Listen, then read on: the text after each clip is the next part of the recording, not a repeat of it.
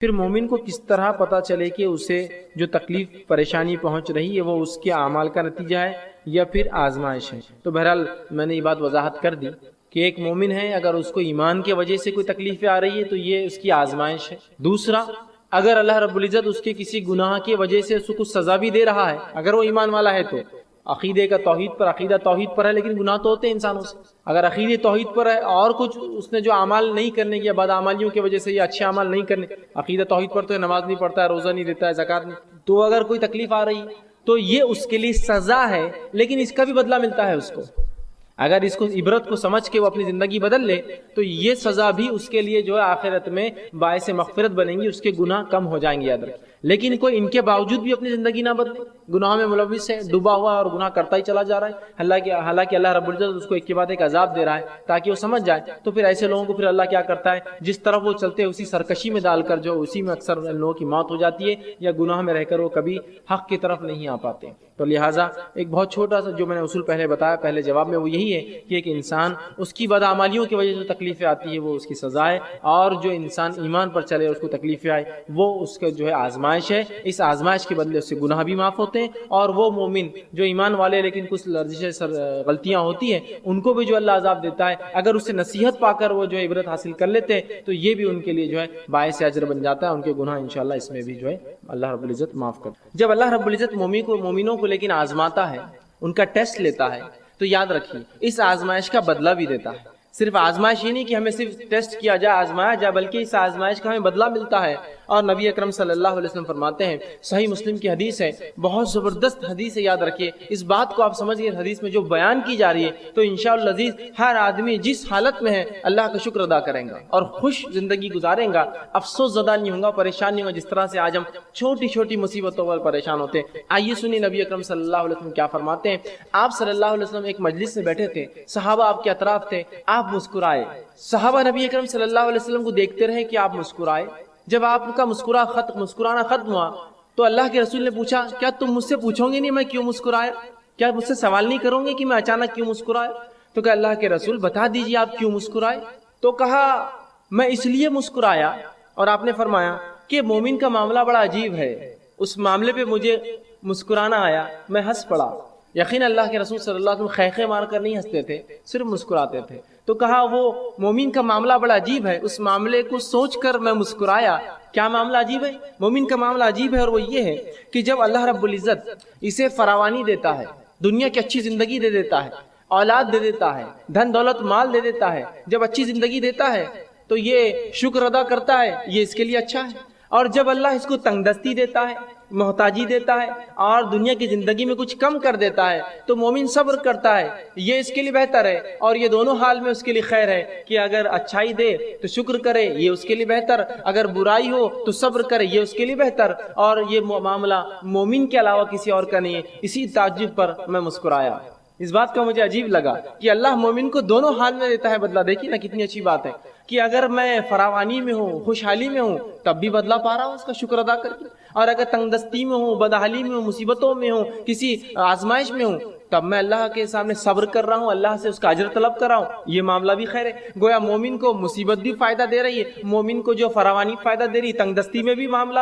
جو ہے جس کو میں عام زبان میں کہوں گا کہ جیت بھی اور پٹ دونوں بھی آئے مومن کی ہی جیت ہے۔ برے حالات آئے تو بھی اس کو فائدہ، اچھے حالات آئے تو بھی اس کو فائدہ۔ شکر ادا کرے اچھے حالت میں، اللہ بدلہ دے گا، صبر کرے برے حالت میں، اللہ بدلہ دے گا۔ تو مومن کا معاملہ عجیب ہے، رسول اللہ نے فرمایا، اور یہ معاملہ آپ نے حدیث سے فرمایا صرف اور صرف مومن کا ہے، مومن کے علاوہ یہ معاملہ کسی کا بھی نہیں، یاد رکھیے کسی اور کا نہیں یہ مسئلہ، صرف ہمارا معاملہ ہے جو ایمان کا دعویٰ کرتے ہیں، دونوں حال میں خوش ہوتے ہیں، دونوں حال میں بدلہ پاتے ہیں۔ اسی طرح جامع ترمذی کی روایت ہے، آپ صلی اللہ علیہ وسلم فرماتے ہیں جب مومن کو اللہ آزماتا ہے تو کیا ملتا ہے اس کے بدلے، سنیے۔ آپ صلی اللہ علیہ وسلم فرماتے ہیں آزمائش مومن پر آتی رہتی ہے، آزمائش مومنوں پر آتی رہتی ہے، اور ان کی جان میں آتی ہے، ان کے مال میں آتی ہے، ان کی اولاد میں آتی ہے۔ جان میں آنا، بیمار ہو گیا، معذور ہو گیا، جان پر بھی مسئلہ آ گیا، مال میں مصیبت آتی ہے، دھن دولت لوٹ گیا، تجارت ڈوب گئی، آگ لگ گئی، فلاں مسئلہ ہو گیا، لوٹ گیا، تجارت اچانک ٹھپ ہو گئی، کم ہو گئی، تو یہ مال میں کمی ہو، یا اناج اگا نہیں، کھیتی باڑی خراب ہو گئی، یہ مال میں کمی ہے۔ اور کبھی اولاد سے آزماتے ہیں کہ اولاد دیتے ہیں کبھی چھین لیتے ہیں، دیتے ہیں تو معذور دیتے ہیں، پیدا ہوتی ہے تو کبھی مر جاتی ہے، یا کسی کو دیتے نہیں، اولاد میں آزمائش ہے۔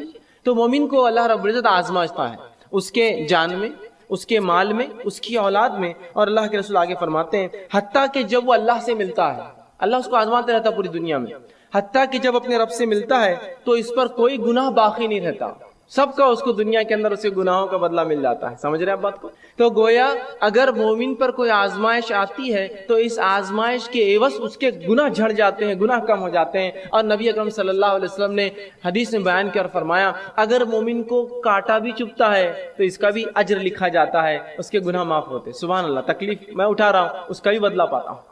آپ ایک مرتبہ باہر نکلے صحابہ کے ساتھ فجر کی نماز کے بعد، ایک جھاڑ تھا سامنے جو سردی کا موسم تھا اور پتے اس کے سوکھ چکے تھے، پتجھڑ تھا وہ۔ آپ آئے، صحابہ آپ کے ساتھ تھے، آپ نے اس جھاڑ کو پکڑ کر ہلایا، جب جھاڑ کو ہلایا تو کچھ پتیاں گرنے لگی جو کہ سوکھ چکی تھی۔ نبی اکرم صلی اللہ علیہ وسلم فرمایا جب تم میں سے کوئی شخص بخار میں مبتلا ہو جاتا ہے، بیمار ہو جاتا ہے، بالخصوص بخار آتا ہے جسم، تو اس کے گناہ ایسے ہی جھڑتے ہیں جیسے جھاڑ کے پتے میرے ہلانے سے جھڑے ہیں۔ سبحان اللہ، دیکھیے تکلیف آزمائش ہے، آزمائش پہ صبر کر رہا ہے تو بدلہ بھی پا رہا ہے، اور اس حد تک بدلہ ملتا ہے کہ جامع ترمذی کی روایت کے مطابق مومن آزمایا جاتا ہے اس کے مال میں، اس کی دولت کے اندر، اس کی جان کے اندر، اس کی اولاد میں، حتیٰ کہ جب اپنے رب سے اس کی ملاقات ہوتی ہے موت کے بعد تو تب گناہوں سے بری ہوتا ہے، گناہوں سے پاک ہوتا ہے۔ اور ظاہر سی بات ہے جب انسان گناہوں سے پاک ہوگا تو اس کا ٹھکانہ میں سمجھتا ہوں سب جانتے جنت کے علاوہ کچھ نہیں ہو سکتا ہے۔ تو آپ دیکھ رہے ہیں تو گویا آزمانا اللہ کی سنت ہے، اور آزمائش کا مومن کو بدلہ ملتا ہے۔ اچھے اگر حالات ہے تو شکر کرے، برے حالات ہے تو صبر کرے، دونوں حالات میں مومن اس کا بدلہ پاتا ہے۔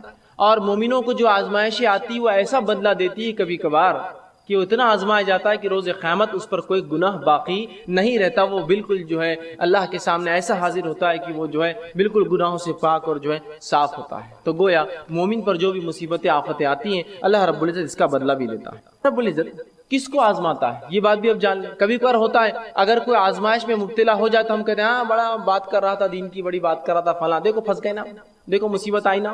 جب ہمارے جیسے تھے تو اچھی زندگی گزار رہے تھے، خامخواہ ایمان کی باتیں کر رہے تھے، خامخواہ اپنے آپ کو مسلمان بتا رہے تھے، تجارت بیٹھ گئی نا، معاملہ ختم ہو گیا نا، فلاں چیز ہو گئی، ان کی نظر لگ گئی، ان کی نظر پڑ گئی، یہ اب تم پہ نظر رکھ رہے، فلاں ہو رہا، یہ ہو رہا، وہ کتنے مسائل لوگ بیان کرتے ہیں۔ اب آئیے سنیے اللہ کس کو آزماتا ہے، تو اللہ رب العزت یاد رکھے صرف انہی کو آزماتا ہے جن سے وہ محبت کرتا ہے۔ یاد رکھے اللہ انہی کو آزماتا ہے جن سے وہ محبت کرتا ہے۔ اسی لیے تو صحابہ چاہتے تھے کہ جب ان کو آزمائش نہیں ہوئی تو کیوں نہیں ہوئی ہماری آزمائش، کہ بدلہ تو نہیں مل جا رہا آخرت کا، اس لیے تو سوچتے تھے، اس لیے کہ وہ جانتے تھے اللہ جن سے محبت کر انہیں آزماتا ہے۔ آئیے دلیل میں آپ کو دیتا ہوں، جامع ترمذی کی روایت جو میں نے آپ کے سامنے دو حدیثیں جو ہے تلاوت کی، اس میں سے پہلی حدیث تھی جامع ترمذی کی روایت ہے، نبی اکرم صلی اللہ علیہ وسلم فرماتے کہتے ہیں ان اللہ تعالی اذا احب قوما ابتلاهم، جب اللہ کسی قوم سے محبت کرتا ہے، کچھ لوگوں سے جب اللہ محبت کرتا ہے تو انہیں مصیبت میں ڈال دیتا ہے، مبتلا کرتا ہے، آزماتا ہے انہیں۔ اب چاہے یہ معاملہ فرد کا بھی ہو سکتا ہے، چاہے یہ معاملہ قوم کا بھی ہو سکتا ہے، چاہے معاملہ جماعت کا ہو سکتا ہے۔ تو جب بھی اللہ رب العزت محبت کرتا ہے کسی قوم سے، اسے آزماتا ہے، اسے مبتلا کر دیتا ہے۔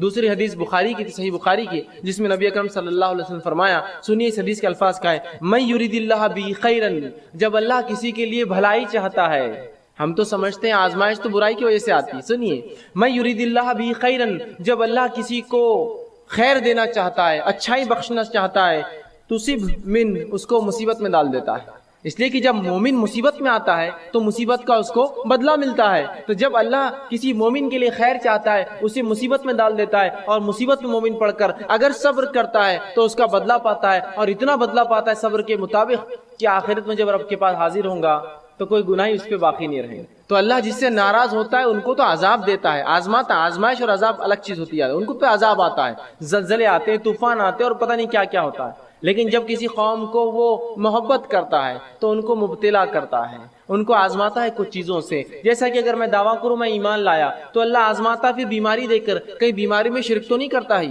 کہ تو دعویٰ کیا مجھ پر توحید کا، ایک اللہ کو ماننے کا، اب بیماری دو اس کو دیکھتے ہیں شرک کرتا ہے کیا، اولاد مت دو اس کو دیکھتے ہیں یہ کسی اور کے در پر تو نہیں جاتا اور جھکتا ہے، چلو آزماؤ، اب اس نے دعویٰ کیا نا ایمان کا۔ تو یہ ابتلا، مبتلا، یہ آزمائش ہے، وہ عذاب ہوتا ہے جس میں لوگ ہلاک اور برباد ہو جاتے ہیں۔ تو یہاں اللہ کے رسول نے بیان کر دیا کہ نبی اکرم صلی اللہ علیہ وسلم نے بیان کر دیا کہ جن لوگوں کو اللہ محبت کرتا ہے انہی کو ابتلا کرتا ہے، انہی کو جو ہے مصیبت دیتا ہے۔ کرتا ہے اس ٹاپک پر، اس عنوان پر چند باتیں رکھنے کی کوشش کروں گا۔ دیکھیے ہمارے زمانے میں ایسے ہی ہوتا ہے، ہر شخص یہ کہہ رہا ہے کہ اللہ مجھ سے محبت کرتا ہے، ہر قوم کری اللہ ان سے محبت کرتا ہے، کریٹر ان سے محبت کرتا ہے، لیکن سوال یہ ہے کیا اللہ کی طرف سے ہی بات ہے کہ وہ کس سے محبت کرتا ہے؟ سب سے پہلے ہم دیکھیں گے اللہ جن سے محبت کرتا ہے یہ وہ لوگ ہیں جو احسان کرنے والے، اللہ احسان کرنے والوں سے محبت کرتا ہے، اللہ احسان کرنے والوں کو دوست رکھتا ہے، اللہ احسان کرنے والوں کو پسند کرتا ہے، یہ بات آ رہی ہے۔ تو ہم دوسرا دیکھیں گے پاک رہنے والوں سے اللہ محبت کرتا ہے، اللہ تعالیٰ پاکیزگی اختیار کرنے والے لوگوں کو پسند کرتا ہے۔ تیسرے جو آج ہم دیکھیں گے لوگ جن سے اللہ محبت کرتا ہے وہ یہ کہ وہ جو ہے توبہ کرنے والوں سے اللہ محبت کرتا ہے۔ توبہ یہ ہے کہ میں غلط روش پہ چلا تھا اور غلط روش پہ ایک زندگی گزار رہا تھا، پھر مجھے صحیح بات پتہ چلی تو میں نے اپنی زندگی میں یو ٹرن لے لیا۔ چوتھا شخص وہ یاد رکھیے جو تقوی اختیار کرتا ہے، تو تقوی اختیار کرنے والوں سے اللہ محبت کرتا ہے، یاد رکھیے۔ تقوی کیا یاد رکھیے؟ تقوی ایک دل کی کیفیت ہے، یہ اللہ کا ڈر ہے۔ پانچواں آج ہم وہ دیکھیں گے جن سے اللہ محبت کرتا ہے، وہ شخص یاد رکھیے جو صبر کرتا ہے، صبر کرنے والوں سے اللہ محبت کرتا ہے۔ سکس پوائنٹ ہم دیکھیں گے کہ اللہ تعالیٰ کن لوگوں سے محبت کرتا ہے، اس کے اندر وہ ہے اللہ پر توکل کرنے والے۔ ساتواں ہم دیکھیں گے وہ لوگ جن سے اللہ محبت کرتا ہے وہ ہے عدل اور انصاف کرنے والوں سے اللہ محبت کرتا ہے۔ ایٹ جو پوائنٹ ہم دیکھیں گے آج اللہ جن لوگوں سے محبت کرتا ہے وہ کون ہوں گا، یاد رکھیے وہ ہے اتباع رسول کرنے والوں سے اللہ محبت کرتا ہے، مطلب جو نبی اکرم صلی اللہ علیہ وسلم کے طریقے پر چلتے اللہ ان سے محبت کرتا ہے، یاد رکھیے۔ اور آج ہمارا معاملہ نبی اکرم صلی اللہ علیہ وسلم کی اطاعت فرمانبرداری کا کیا ہے؟ ہم اپنی دین اور شریعت کے ہر معاملے میں منمانی کرتے ہیں۔ نائنتھ ہم اپنے دیکھتے ہیں وہ کون سے لوگ ہیں، 90 آج جو ہم 10 لوگ دیکھ رہے ہیں ان میں سے کہ جن سے اللہ محبت کرتا ہے، یاد رکھیے وہ ہے آپس میں نرم دل رہنے والوں سے اللہ محبت کرتا ہے۔ جو 10واں آج ہم دیکھیں گے انشاءاللہ جس پوائنٹ اللہ جن سے محبت کرتا ہے وہ ہے جو فرائض کے علاوہ نوافل کی کثرت کرتے ہیں، اللہ ان سے محبت کرتا ہے۔ بسم اللہ الرحمن الرحیم، الحمدللہ رب العالمین، والصلاة والسلام علی رسولہ الکریم وعلی آلہ وصحبہ اجمعین۔ رب اشرح لی صدری ویسر لی امری واحلل عقدۃ من لسانی یفقہوا قولی، اما بعد۔ تمام تعریفیں اس اللہ عز و جل کے لیے لائق و زیبا ہے جو تمام جہانوں کا بنانے والا اور اسے پالنے والا ہے، اور درود و سلام اس کے آخری نبی محمد صلی اللہ علیہ وسلم پر۔ الحمدللہ آج جیسے کہ آپ تمام کے سامنے اعلان کیا گیا تھا کہ میں چند باتیں آپ کے سامنے وہ لوگ جن سے اللہ رب العزت محبت کرتا ہے اس ٹاپک پر، اس عنوان پر چند باتیں رکھنے کی کوشش کروں گا۔ امید کرتا ہوں کہ آپ لوگ خیر سے ہوں گے، صحت کے ساتھ ہوں گے، اچھائی سے ہوں گے، اور چونکہ یہ آن لائن سیشن ہے میری آواز آپ لوگوں کو کلیئر آ رہی ہوگی۔ اگر ایسا نہ ہو تو آپ ضرور جو ہے کمنٹ کر کے بتائیں کہ آواز نہیں آ رہی۔ چلیے آگے بڑھتے ہیں، اور جو آج کا ٹاپک تھا ہمارا، اللہ کن لوگوں سے محبت کرتا ہے، یا وہ لوگ جن سے اللہ رب العزت محبت کرتا ہے وہ کون لوگ ہیں، وہ ہم دیکھیں گے۔ اور یہ بات دیکھنے کا مقصد ہمارا کیا ہوگا؟ یہ بات دیکھنے کا مقصد ہمارا یہ ہوگا ہم لوگ جو اللہ رب العزت کے محبوب بندے بنے، مطلب اس کا مقصد یہ ہوگا کہ وہ اعمال ہم کرے جس اعمال کی وجہ سے اللہ رب العزت محبت کرتا ہے اپنے بندوں۔ تو وہ لوگ جن سے اللہ محبت کرتا ہے، ظاہر سی بات ہے وہ لوگ ہوں گے جو اللہ کے رحمت کے مستحق ہوں گے۔ جن لوگوں سے اللہ محبت کریں گے ظاہر سی بات ہے اس کے مقرب لوگوں میں سے ہوں گے۔ جن لوگوں سے اللہ محبت کریں گے ظاہر سی بات ہے وہ جو ہے آخرت میں جو ہے نعمتوں کا فائدہ اٹھانے والے لوگ ہوں گے، جنت میں جانے والے لوگ ہوں گے، یاد رکھیں۔ ظاہر سی بات ہے وہ لوگ جن سے اللہ محبت کرتا ہے یہ جاننا ہمارے لیے بہت ضروری ہے۔ جس پہلو کو ہم کو سمجھنا ہے وہ یہ ہے کہ بہت سارے لوگ اس چیز کا دعویٰ کرتے ہیں کہ اللہ ان سے محبت کرتا ہے، یہ ایک چیز، اور ایک چیز یہ جو اللہ رب العزت خود بتائے وہ کس سے محبت کرتا ہے، یہ دوسری چیز ہے۔ تو کسی کا یہ کہنا کہ جو اللہ مجھ سے محبت کرتا ہے ایک الگ بات، اور اللہ کا یہ کہنا کہ میں اس سے محبت کرتا ہوں الگ بات۔ دیکھیے ہمارے زمانے میں ایسے ہی ہوتا ہے، ہر شخص یہ کہہ رہا ہے کہ اللہ مجھ سے محبت کرتا ہے، ہر قوم کری اللہ ان سے محبت کرتا ہے، کریٹر ان سے محبت کرتا ہے، لیکن سوال یہ ہے کیا اللہ کی طرف سے ہی بات ہے کہ وہ کس سے محبت کرتا ہے؟ تو آج ہم وہ چیزیں دیکھ رہے ہیں کہ وہ کون لوگ ہیں جن سے اللہ محبت کرتا ہے۔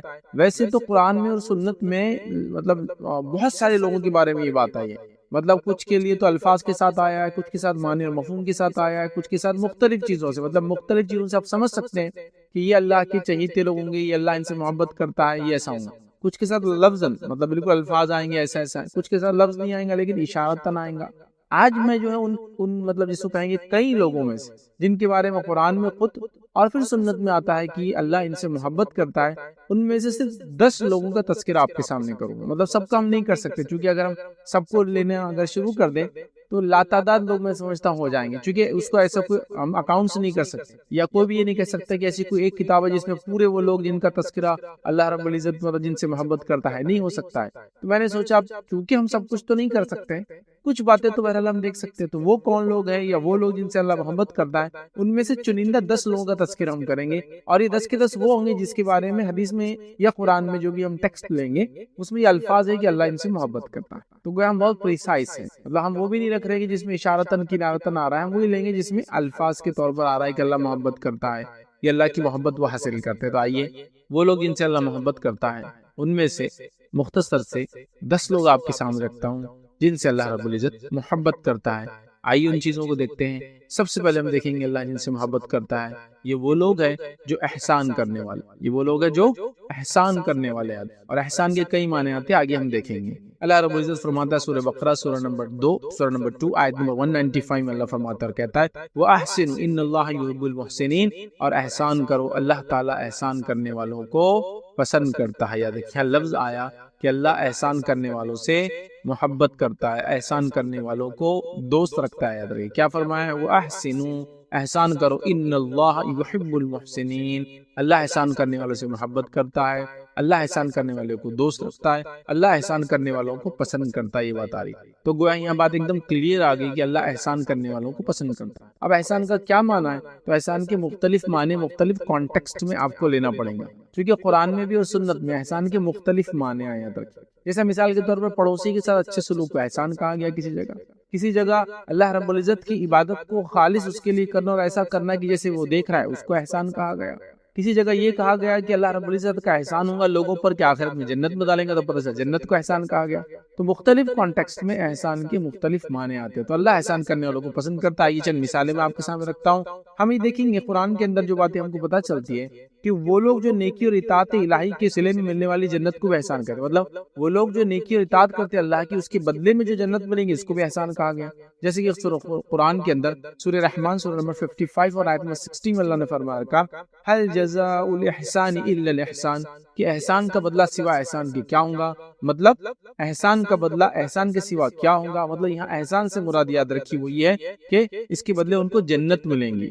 تو احسان کا بدلہ احسان، مطلب نیکی کا بدلہ جنت سے ان کو ملنے والا، یہ اس کا معنی ہے. اسی طرح صحیح مسلم کی ایک روایت ہے جس کے اندر دیکھیں الفاظ اس طرح سے کہ اللہ کے رسول صلی اللہ علیہ وسلم فرمایا جو شخص اللہ اور یوم آخرت کے ساتھ ایمان رکھتا ہے اسے چاہیے کہ وہ ہم سائے کے ساتھ احسان کرے.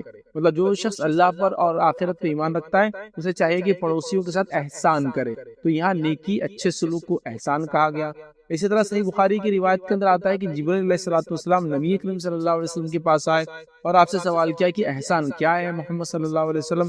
تو نبی اکرم صلی اللہ علیہ وسلم نے فرمایا اور کہا، دیکھیے حدیث کے الفاظ اس طرح سے آپ نے فرمایا احسان یہ ہے کہ تو اللہ کی عبادت اس طرح سے کر جیسے تو اسے دیکھ رہا ہے، جیسے تو اسے دیکھ رہا ہے، انت عبد اللہ کانک ترا، جیسے تو اسے دیکھ رہا ہے. پھر آگے فرمایا فَإِن لَمْ تَكُنْ تَرَى فَإِنَّهُ يَرَى، اور اگر یہ تو ظاہر سی بات نہیں ہوگا کہ اللہ کو ہم دیکھ رہے ہیں تو یہ جان لے اللہ تجھے دیکھ رہا ہے. تو یہاں عبادت کو خالصتاً اللہ کے لیے کرنے کو احسان کہا گیا. پھر وہ نماز بھی ہو سکتی ہے، روزہ بھی ہو سکتا ہے، عبادت بھی ہو سکتی ہے، معاملات بھی ہو سکتا ہے، اخلاقیات بھی ہو سکتے، اچھے سے لوگوں سے پیش آنا صرف اللہ کے لیے، یہ بھی شامل ہے. تو گویا کل عبادتوں کو خالص اللہ کے لیے کرنا یا ایسا کرنا کہ اللہ ہمیں دیکھ رہا ہے، تو یہ ہو گیا احسان. کسی جگہ پڑوسی کے ساتھ اچھے سلوک کو احسان کہا جا رہا ہے، کسی کی جگہ کہا جا رہا ہے کہ احسان کا بدلہ احسان ہے، مطلب نیکی کا بدلہ جنت آخرت کے اندر. ٹھیک ہے، تو احسان کے بہرحال کئی معنی آتے ہیں. تو اگر اس بات کو ہم ایک جس کو کہیں گے ایک ڈیفینیشن کے طور پر احسان کیا ہے تو ہم یوں کہہ سکتے ہیں کہ احسان کیا ہے، اللہ تبارک و تعالیٰ کی مخلوق سے اچھا برتاؤ اور اللہ تبارک و تعالیٰ کی بہترین طریقے سے عبادت کرنا احسان ہے. مطلب اللہ کی مخلوق سے اچھا سلوک کرنا احسان ہے اور اللہ رب العزت کی عبادت کو اچھے سے کرنا یہ احسان ہے. تو جو یہ کریں گا اللہ اس کو محبوب رکھتا ہے، اللہ اس کو پسند کرتا ہے، اللہ اس سے محبت کرتا ہے. تو ہمیں چاہیے کہ ہم جو ہے ان لوگوں میں شامل ہو. یاد رکھیے جو احسان کرتے ہیں اور جن کو احسان کرنے کے بدلے آخرت میں جنت کا بدلہ ملے گا. یہ جو اپنی عبادتوں کو اللہ تعالیٰ جسے دیکھ رہا ہے اخلاص کے ساتھ برحق پورا کرتے ہیں. تو یہ پہلے لوگ یاد رکھیں جن سے اللہ محبت کرتا ہے. آئیے دوسرے آج ہم جو دیکھیں گے جن سے اللہ محبت کرتا ہے وہ لوگ کون ہیں. تو ہم دوسرا دیکھیں گے پاک رہنے والوں سے اللہ محبت کرتا ہے. پاک رہنے والوں سے اللہ رب العزت قرآن میں فرماتا ہے سورہ توبہ سورہ نمبر 9 اور آیت نمبر 108 میں اللہ فرماتا ہے اور کہتا ہے واللہ یحب المتطہرین، کہ اللہ تعالیٰ پاکیزگی اختیار کرنے والے لوگوں کو پسند کرتا ہے. اللہ تعالیٰ پاکیزہ رہنے والے لوگوں سے محبت کرتا ہے. یہاں لفظ دیکھیے یحب کا لفظ ہے، محبت کرتا ہے. تو اللہ تعالیٰ پاک رہنے والوں سے محبت کرتا ہے. اس کا کیا معنی ہے؟ اس کا معنی ہے جو ستھرائی رکھتے ہیں. اب پاکیزگی کیا ہے؟ جو جسمانی پاکیزگی رکھتے ہیں، جو اپنے آس پاس پاکیزگی رکھتے ہیں، جو اپنے گھر اور محلوں کو پاک رکھتے ہیں، جو پاکی اور صاف صفائی کو پسند کرتے ہیں، اس لیے گندگی کو، نجاست کو، غلاظت کو شریعت نے پسند نہیں کیا۔ لیکن بڑی افسوس کی بات ہے کہ اسلام کے اندر اور طہارت پاکیزگی کا کیا مقام ہے؟ تو طہارت یاد رکھیے وہ نصف آدھا دین کہا گیا، پاکی آدھا ایمان کہا گیا بہرحال، تو پاکی کو آدھا نصف ایمان کہا گیا۔ تو گویا پاکی کا اتنا زبردست تصور اسلام میں ہے کہ صاف صفائی ستھرائی کو اسلام پسند کرتا ہے کہ اس کو آدھا ایمان کہا گیا کہ پاکی آدھا ایمان ہے۔ اور پاکی آدھا ایمان کہنے کے باوجود بھی یاد رکھتی ہے، ہم آج دیکھتے ہیں کہ مسلمان جو ہے نہ اپنے سوچ کو، نہ اپنے خیالات کو، نہ اپنے ماحول کو، نہ اپنے اطراف کو، نہ اپنے جسم کو، کس چیز کو پاک نہیں رکھ رہے ہیں۔ بڑی تعجب کی بات۔ مسلمان تو وہ لوگ ہونا چاہیے جو سب سے زیادہ صاف ستھرے رہتے ہیں، اس لیے کہ اللہ تعالیٰ ایسے لوگوں سے محبت کرتا ہے۔ اور اس کے تعلق سے یاد رکھیں، سنن ابن ماجہ کی ایک روایت ہے، ابو ہریرہ رضی اللہ عنہ فرماتے ہیں اور کہتے ہیں نبی اکرم صلی اللہ علیہ وسلم نے فرمایا، یہ آیت کریمہ اہل قباء کے لیے نازل ہوئی تھی، مطلب قباء کے لوگوں کے لیے آیت نازل ہوئی تھی۔ کون سی والی؟ یہ والی، کہ اللہ تعالیٰ جو ہے پاکیزہ لوگوں کو پسند کرتا ہے، اللہ تعالیٰ جو ہے پاک صاف رہنے والوں کو پسند کرتا ہے۔ یہ قباء کے لوگوں کے تعلق سے نازل ہوئی تھی۔ ابو ہریرہ فرماتے ہیں وہ پانی سے استنجا کرتے تھے تو ان کے متعلق یہ آیت نازل ہوئی۔ پھر انہوں نے فرمایا کہ کیا آیت کیوں نازل ہوئی تھی؟ آپ صلی اللہ علیہ وسلم فرمایا ان کے لیے ہوئی تھی، اور کس وجہ سے؟ وہ فرماتے اس لیے کہ یہ استنجا کرتے تو پانی سے کرتے، مطلب طہارت لیتے، صفائی کرتے تو پانی سے کرتے، یاد رکھیں، پیشاب وغیرہ کو جاتے تو پانی کا استعمال کرتے۔ تو یہاں دیکھیے جسمانی صفائی کی بات ہو رہی ہے، اس لیے میں نے کہا ہے جسمانی صفائی بھی ہے، خیالات کی صفائی بھی ہے، اپنے جسم کے دیگر اعضاء کی صفائی ہے، اپنے اطراف کی چیزوں کی صفائی ہے، اپنے گھر، اپنے ماحولیات کی صفائی کے بارے میں گویا اسلام اس چیز کو پسند کرتا ہے۔ ایک مسلمان کو چاہیے وہ پاک صاف رہنے کی بہرحال کوشش کرے، اور گندگی سے، غلاظت سے، چاہے سوچ کی ہو، چاہے جسمانی ہو، چاہے آس پاس کی ہو، بچے۔ بہت سارے لوگ اپنے گھر وغیرہ کو تو صاف رکھتے ہیں، لیکن سڑکوں کو اور دوسروں کے گھروں کو آنے جانے کے راستوں کو گندا کرتے ہیں۔ کتنی جگہ ایسا ہوتا ہے یاد رکھیے، کچرا ڈالنے کی جگہ موجود ہونے کے بعد، تھوکنے کی جگہ موجود ہونے کے باوجود بھی لوگ کہیں بھی تھوک رہے اور کہیں بھی کچرا ڈال رہے ہیں۔ اللہ تعالیٰ صفائی کو پسند کرتا ہے، تو نہ صرف یہ کہ آدمی خود صفائی کا خیال رہے، بلکہ اس کا بھی خیال ہو کہ دوسروں کی صفائی بھی ہو۔ یہ نہ ہو کہ ان کے پاس مطلب ہمارے وجہ سے ان کو گندگی یا خرابی یا اس کا سامنا کرنا پڑے وہ سامنے۔ اور آپ سب جانتے ہیں، ہم سب جانتے ہیں، صفائی نہ ہونے کے نتیجے میں کتنی بیماریاں آتی ہیں، اور صفائی کے تعلق سے کتنی مہم دنیا میں چلائی جا رہی ہے کہ صاف ستھرے رہو، ہاتھ دھو لیا کرو کھانے سے پہلے، ہے نا، اور اسی کے ساتھ ساتھ وقت آنے پر یا وقت پڑنے پر یا جب بھی موقع ملے اپنے چہرے وغیرہ کو دھو لیا کرو، دھول مٹی سے آئے تو۔ اسی طرح جو ہے ہفتے میں اتنے بار ضرور انسان نہایا کرے تاکہ وہ ایک ہیلدی اس کی باڈی رہے۔ اسی طرح جو ہے اپنے اطراف میں گندگی نہ پھیلنے دے۔ کتنی باتیں بہرحال بتائی جا رہی ہے، ہمیں چاہیے کہ ان چیزوں کا خیال رکھے۔ اور خاص طور سے قباء والوں کے تعلق سے جو آیت آئی تھی وہ ان کے پیشاب میں طہارت کے تحت پانی لینے کے تعلق سے آئی تھی۔ تو میں اس سے یہ بھی گزارش کروں گا اپنے طہارت خانے وغیرہ کو بھی ہم بہت زیادہ صاف اور پاک رکھیے، کیونکہ ظاہر سی بات ہے وہاں جا کے ہم طہارت حاصل کرتے، چاہے حمام ہو، چاہے پیخانہ ہو، لیٹرین اور باتھ روم جس کو آپ کہتے ہیں، ٹوائلٹ اور باتھ روم جس کو کہتے ہیں یاد رکھیے، یا واش روم جس کو کہتے ہیں عام طور سے یاد رکھیے، ان کو بہت صاف رکھیں، چونکہ ظاہر سی بات ہے وہاں جا کے ہم پاکیزگی اختیار کرتے ہیں۔ اگر وہاں گندگی ہوگی تو ہم پہ گندگی لگیں گی، تو وہ بھی صاف ہونا چاہیے۔ تو وہ ایک مسلمان ہے تو اس کا جسم، اس کی سوچ، اس کی سمجھ، اس کا اطراف اور وہ تمام چیزیں جہاں جا کے وہ صفائی اور طہارت حاصل کرتا ہے وہ بھی پاک ہونا چاہیے۔ دیکھیے پاکی کے لیے غریب اور امیر کا مسئلہ نہیں، پاکی کے لیے سوچ کا مسئلہ۔ سوچ اگر صحیح ہو تو بہرحال پھر پاکیزگی ہر طریقے سے اختیار کی جا سکتی ہے۔ سوچ میں گندگی ہو تو پھر ظاہر سی بات ہے انسان جو ہے کتنی بھی عالیشان محل میں رکھی وہاں بھی غلاظت اور گندگی پھیلاتے رہتا ہے۔ بہرحال چلیے آگے ہم بڑھتے ہیں۔ تو یہ دوسرے لوگ تھے اللہ جن سے محبت کرتا ہے۔ آئیے تیسرے جو آج ہم دیکھیں گے لوگ جن سے اللہ محبت کرتا ہے وہ یہ کہ وہ جو ہے توبہ کرنے والوں سے اللہ محبت کرتا ہے۔ توبہ کرنے والوں سے، اور اللہ نے قرآن میں خود دیکھی سورہ بقرہ سورہ نمبر 2 آیت نمبر 222 میں کیا فرمایا، ان اللہ یحب التوابین، کہ اللہ تعالیٰ جو ہے توبہ کرنے والوں کو محبت کرتا ہے۔ ان اللہ یحب التوابین، کہ بے شک اللہ تعالیٰ محبت کرتا ہے جو بہت توبہ کرنے والے لوگ ہیں۔ تو اللہ تعالیٰ توبہ کرنے والوں سے محبت کرتا ہے۔ توبہ کیا یاد رکھیے، توبہ یہ ہے کہ میں غلط روش پہ چلا تھا اور غلط روش پہ زندگی گزار رہا تھا، پھر مجھے صحیح بات پتہ چلی تو میں نے اپنی زندگی میں یو ٹرن لے لیا، برائی کے راستے کو چھوڑ کر نیکی کی طرف آ گئی، یہ توبہ ہو گئی۔ یہ توبہ اور استغفار کیا ہے؟ توبہ کرنے کے بعد انسان جو گناہ کی معافی کے لیے کلمات وغیرہ پڑھتا ہے، دعائیں کرتا ہے کہ اللہ مجھے معاف کر دے، یہ توبہ اور استغفار۔ توبہ مطلب یو ٹرن لینا، اپنے راستے کو بدل دینا، گناہ کے راستے کو چھوڑ کے نیکی پہ آ جانا، اور پھر اس کا استغفار کیا ہے کہ اللہ سے معافی مانگنا جو گناہ ہو چکے اور جو ہو رہے یا ہوں گے فیوچر میں، ٹھیک ہے۔ تو لہٰذا توبہ بڑی اہم چیز ہے کہ گناہ کے راستے کو چھوڑ کر نیکی کی طرف آنا، مطلب ٹریک کو پورا چینج کر دینا، یو ٹرن عام زبان میں نے کہا اس کو، سمجھ رہے ہیں؟ تو توبہ کرنے والوں کو اللہ پسند کرتا ہے، تو ہمیں چاہیے کہ ہم خوب توبہ کریں۔ ایک انسان نہ جانے کتنے گناہ کرتا ہے، نبی اکرم صلی اللہ علیہ وسلم کے تعلق سے تو روایتوں میں آتا ہے کہ آپ تو گناہ بھی نہیں کرتے تھے، آپ خطاؤں سے پاک تھے، آپ گناہوں سے پاک تھے، اس کے باوجود ریاض میں آتا 70 سے لے کر 100 مرتبہ تک توبہ کرتے تھے، ایک ہی مجلس میں آتا ہے، آپ نے توبہ کے کلمات 100 ٹائمز ایک مجلس میں پڑھے۔ تو ظاہر سی بات ہے جب نبی اکرم صلی اللہ علیہ وسلم جو گناہوں سے بری ہیں، جو خطاؤں سے پاک ہے، آپ یہ کام کر رہے ہیں، تو امت کو یہ ٹریننگ ہے، تعلیم و تربیت ہے کہ ہم کتنا زیادہ کثرت سے توبہ اور استغفار کریں، اس لیے کہ ہم سے تو گناہ بہت زیادہ ہوتے ہیں، اور اللہ تعالیٰ پسند کرتا ہے توبہ کرنے والوں کو، اس لیے کہ اللہ چاہتا ہے، کیونکہ اللہ جانتا ہے کہ اس کے بندے کے اندر گناہ کرنے کا مادہ ہے، جب وہ گناہ کرتا ہے تو رب چاہتا ہے اس کو معاف کرے، اور معافی کا طریقہ ہے توبہ کرے اور استغفار کرے، تو اللہ معاف کرتا ہے، مطلب اپنے راستے کو بدل دے، گناہ کے راستے کو چھوڑ کے نیکی پہ آ جائے، پھر اس کے بعد اپنے گناہ کی معافی مانگی انسان، توبہ اور استغفار، تو اللہ تعالیٰ پسند کرتا ہے ایسے بندوں کو۔ ظاہر سی بات انسان ہے، ہم سب سے خطا، ہم سب سے گناہ ہوتی ہے، اللہ کے رسول صلی اللہ علیہ وسلم کل بنی آدم خطا، آدم کی تمام اولاد خطا کار ہے، خیر الخطائین التوابون، اس نے بہتر وہ ہے جو توبہ کر لے، تو گویا توبہ کو اللہ پسند کرتا ہے، ہمیں توبہ کرنا چاہیے، کثرت سے توبہ کرنا چاہیے، صبح اور شام توبہ کرنا چاہیے، ہر بار توبہ کرنا چاہیے، چاہے خطائیں گناہ نہ بھی ہوتے ہو، انسان سے کم ہوتے ہیں، جیسے کبائر سے انسان نے اللہ نے کسی کو بچا دیا، توفیق دے دی، تب بھی صغائر تو اس سے ہوتے ہی، تو کوئی انسان گناہ سے پاک نہیں، تو ہمیشہ کثرت سے کرنا۔ کچھ لوگ یہ سمجھتے ہیں کہ توبہ وہی آدمی کرتا ہے جو گناہ کرتا ہے، چونکہ میں گناہ نہیں کرتا ہوں یا بتانا نہیں چاہتا ہوں میں گناہ کرتا ہوں تو میں توبہ بھی نہیں کروں گا، غلط۔ دوسرا، کچھ لوگوں کو توبہ کا طریقہ ہی نہیں پتا ہے، تو وہ کیا کرتے ہیں، نماز پڑھ لیتے ہیں، نماز پڑھنے کے بعد پہلے لیفٹ سائڈ یا رائٹ سائڈ دیکھتے، پھر لیفٹ سائڈ دیکھتے، جب دیکھ لیتے کوئی نہیں دیکھ رہا تو فوراً دونوں ہاتھوں کو لیتے اور اپنے گالوں کو لگا لیتے، توبہ توبہ توبہ توبہ۔ یہ توبہ نہیں ہے، یہ تو توبہ ہے ہی نہیں، ایسی کوئی توبہ ہی نہیں گالوں کو ہاتھ لگانے سے ہوتی ہے، سمجھ رہا؟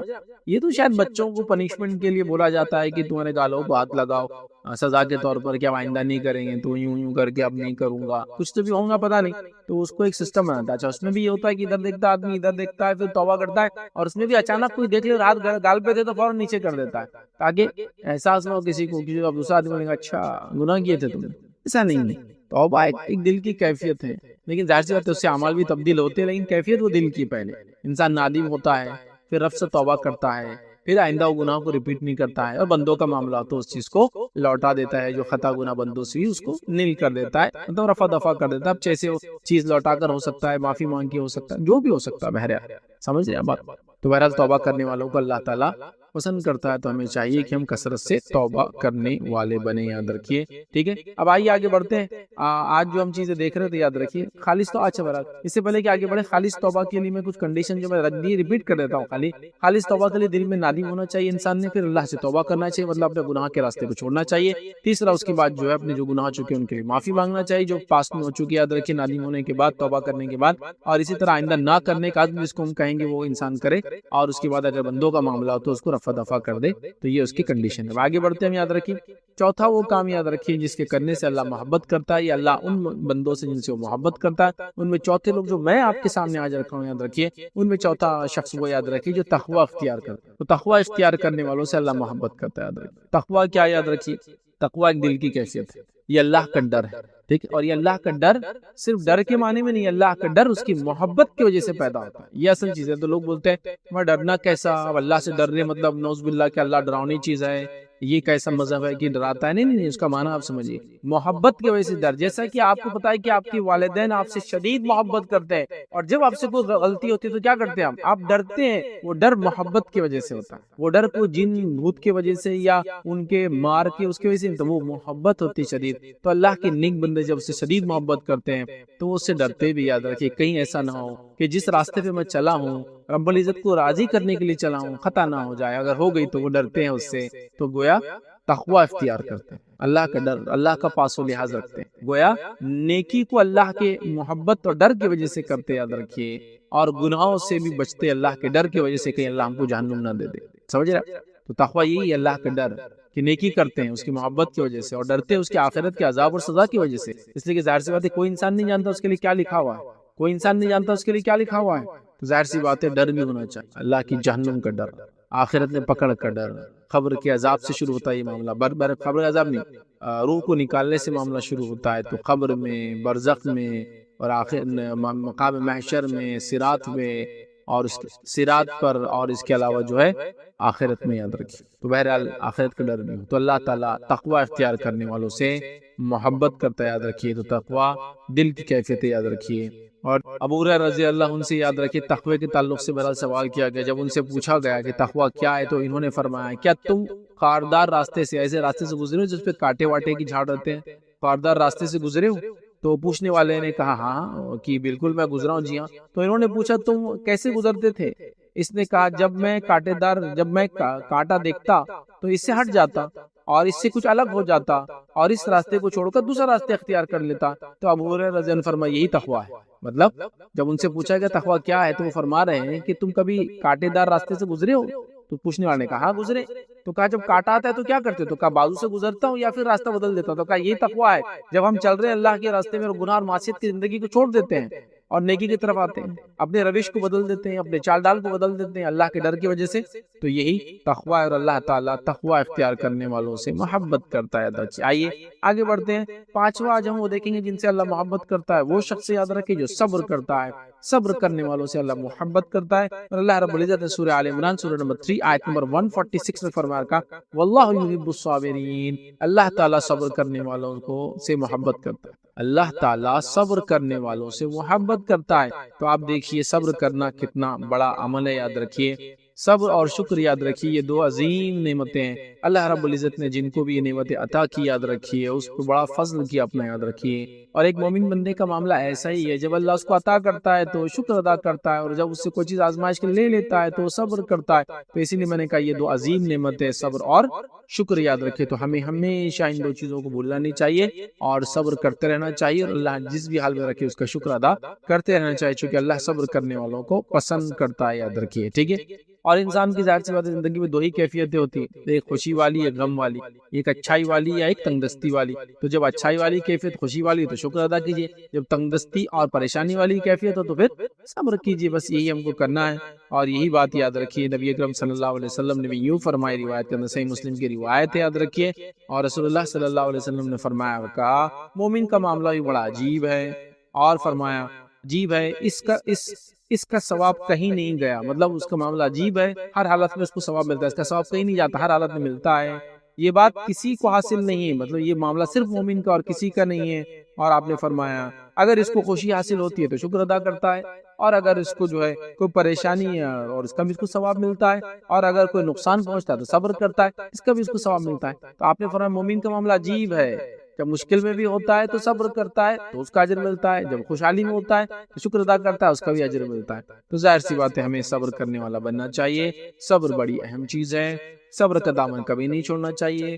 صبر حق بولنے میں، چونکہ حق بولنے کے بعد تکلیفیں آ سکتی ہے، صبر حقوق کو دینے میں، چونکہ جب حق دیتے ہیں ایک دوسرے کا، جب حق دیتے ہیں ایک دوسرے کا تو ایسا معاملہ ہوتا ہے۔ اسی طرح صبر کا معاملہ کسی نقصان پر، صبر کا معاملہ کسی چیز کے کھونے پر، صبر کا معاملہ کسی کی موت پر، صبر کا معاملہ کسی ناکامی پر، صبر کا معاملہ کسی بھی قسم کے نقصان پر، صبر کا معاملہ ہر بار انسان کے ساتھ ہونا چاہیے۔ اور جو انسان سچے طور سے صبر کرتا ہے اللہ کی خاطر، یاد رکھیے، تو اللہ تعالیٰ اس کو بدلہ دیتا ہے۔ جیسے کہ ایک روایت میں جب اللہ تعالیٰ کسی بندے کی کوئی محبوب چیز چھین لیتا ہے اور اس پہ صبر کرتا ہے تو اللہ اس کو جنت دیتا ہے اس کے بدلے، اور صبر کا بدلہ سوائے جنت کے اور کچھ بھی نہیں یاد رکھتا۔ تو کسی کی موت پر صبر، کسی کے سے جانے پر صبر، بیماری کے آنے پر صبر، بزنس کے ڈاؤن ہونے پر صبر، کا نتیجے میں فیل ہونے پر صبر ہم کو کرنا ہے، یاد رکھیے اپنی کوشش جاری رکھنا ہے، لیکن اس کے بعد بھی نتیجہ جب ایسا ہے تو صبر کرنا۔ آئیے آگے بڑھتے ہیں۔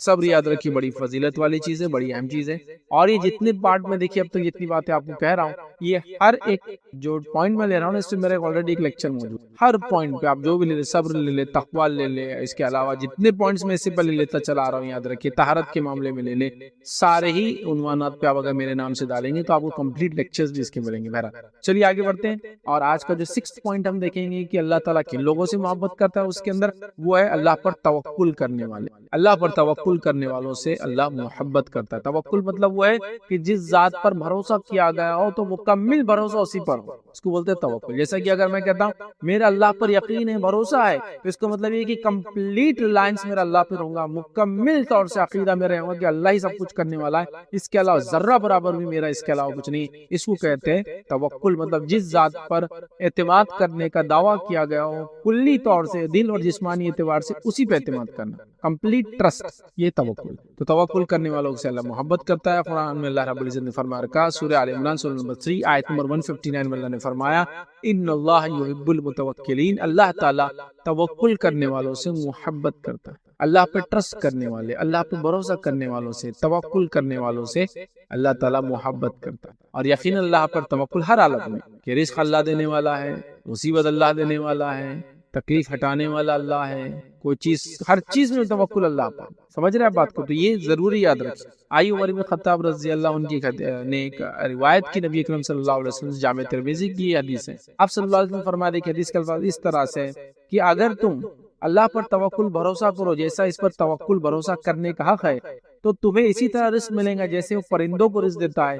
صبح وہ بھوکے نکلتے ہیں اور شام واپس جو ہے لوٹ آتے ہیں تو جو ہے پیٹ بھر کر واپس آتے ہیں. صبح بھوکے نکلتے ہیں اور شام آسودہ ہو کے مطلب پیٹ بھر کر واپس آتے. تو اگر تم بھی پرندوں کے جیسا توکل کرو تو اللہ رب العزت تمہیں ویسی روزی دے گا جیسا پرندوں کو دیتا ہے کہ ہر مارننگ صبح وہ نکلتے ہیں تو خالی پیٹ ہوتے ہیں، رات میں بھر پیٹ واپس آتے ہیں. تو پرندوں کا توکل مکمل طور سے اللہ رب العزت پہ ہے. تو اگر انسان بھی اللہ رب العزت پہ مکمل توکل کرے گا تو اللہ رب العزت بھی جیسے پرندوں کو روزی دیتا ہے ویسے ہم کو بھی روزی دیں گا. یہ بڑی افسوس کی بات ہے کہ انسان بڑا ناشکرا ہے اور فوراً اس کا توکل کا وہاں ڈگمگا جاتا ہے. جیسا ایمان پر ہے اور ایمان کے ساتھ ساتھ وہ حلال روزی کمانے کی کوشش کر رہا ہے، سود نہیں لے رہا ہے، رشوت خوری نہیں کر رہا ہے، دھوکہ نہیں دے رہا ہے، جھوٹ نہیں بول رہا ہے، لیکن اس کو آگے شیطان بولتا ہے جھوٹ نہیں بولیں گا تو بزنس کیسا چلے گا. اب اس کا توکل اللہ پر سے ہٹ جا رہا ہے. وہ یہ سوچتا ہے کہ شاید میں سچ بولوں گا تو اب رزق نہیں ملے گا، تو توکل اس نے اللہ پہ سے ہٹا دیا. اس نے یہ سوچا کہ جھوٹ بولنے سے رزق ملتا ہے. اس لیے حدیث سے فرمایا جا رہا ہے کہ تم اگر ویسا توکل کرو جیسے پرندے کرتے ہیں تو اللہ بھی تم کو ویسی روزی دیں گا جیسا پرندوں کو دیتا ہے. صبح خالی پیٹ نکلتے اور رات میں بھر کر آ جاتے ہیں. توکل تو کرو اللہ پر، لیکن توکل کا ہرگز ہی بھونڈا اور بھدا معنی کوئی نہ لے کہ توکل کا معنی ہے گھر میں پڑے رہوں اور یہ بولوں کہ اللہ کو دینا ہوگا رزق تو اللہ دے دیں گا. ہرگز یہ معنی نہیں ہے. یہ بات بالکل توکل میں ہے کہ ایک انسان اگر بیمار ہے، مشکل میں، پریشانی میں، زلزلے آ گیا، اس میں دباؤ ہوا ہے تو یقیناً یہ توکل تو تب ہوگا چونکہ وہ کچھ کوشش نہیں کر سکتا بیچارہ کہ اللہ ہی سب کچھ کرنا. لیکن اس کا یہ معنی نہیں کہ میں ہٹا کٹا رہا ہوں، سب کچھ سہولتیں موجود ہو اور کوئی بھی، کیونکہ اسباب کو اختیار کرنا سنت ہے. تو لوگ بونڈا معنی لے رہے ہیں. جس میں بھی اللہ نے کوشش نہیں کر رہے، اللہ دینا چاہے تو دے دیں گا. ایگزام میں پڑھ رہے نہیں اور یہ سوچ رہے کہ اللہ پاس کرنا چاہے تو پاس کر دیں گا. کہ تجارت میں محنت نہیں کرے اور سوچے اللہ کامیاب کرنا چاہے تو کر دیں گا. اسی طرح کسی کام میں محنت کر کے کوئی چیز اسٹیبلش نہیں کرے، سوچے اللہ چاہے تو کر دیں گا. ایسا تو پھر اللہ سب کچھ کر سکتا ہے نا. آپ کی کوشش کہاں ہے موجود؟ آپ کوشش کیجیے. سنت یہ کہ کوشش کرنا ہے. توکل میں اسباب اختیار کرنا ضروری ہے. تو لہٰذا کوئی توکل کا معنی یہ نہ لے کہ گھر میں بیٹھوں گا اور منہ میں رزق آ جائے گا.